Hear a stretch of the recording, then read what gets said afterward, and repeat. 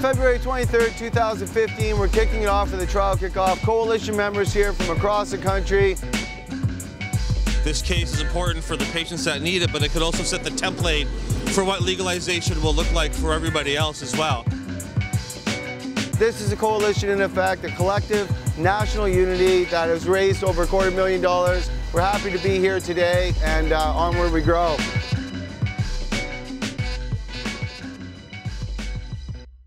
Okay, welcome back to another edition of Cannabis Canada. Right out of the courthouse, sitting here with none other than Kirk Tousaw. Kirk, can you give us just an update on how things went today with Ramo himself and as well as with Mr. Pate this afternoon? Yeah, well, we began the expert phase of the plaintiff's case in chief today. We had Ramo Colasanti, urban grower, testified this morning. He's an expert in production practices and safe production of medical marijuana in an indoor environment.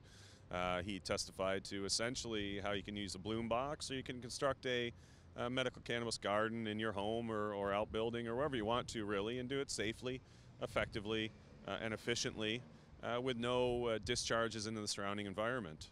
I don't think that those conclusions were necessarily challenged significantly on cross-examination. And then Dr. David Pate testified this afternoon. He's a botanist and pharmacologist, chemist. And he testified essentially to extraction processes for cannabinoids, the use of non-dried forms of marijuana such as oils or extracts or concentrates, and how that might be better for some patients in some circumstances. Excellent. Okay, now just in closing, I know you have to jump for a ferry, so I'm not going to keep you on long here. SEC hearings coming up next month. First medical marijuana case to go to the Supreme Court of Canada. Can you just update us a bit about that? March 20th, we know it's kicking off. What more can you tell us?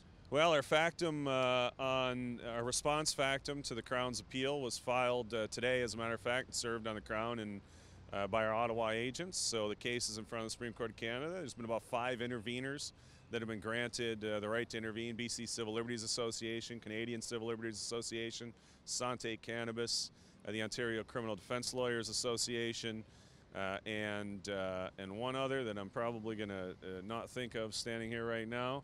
But they're all essentially coming in on side of Mr. Smith and on side of finding a charter violation and letting him have standing to challenge.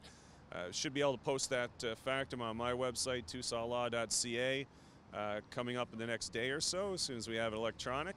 And we're looking forward to March 20th when we go and explain to the Supreme Court of Canada why patients in this country shouldn't be criminalized for making marijuana-based edibles or concentrates or other forms of medicine from the compounds in the dried plant.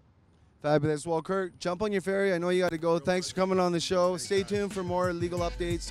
CannabisCanada.ca. Cheers.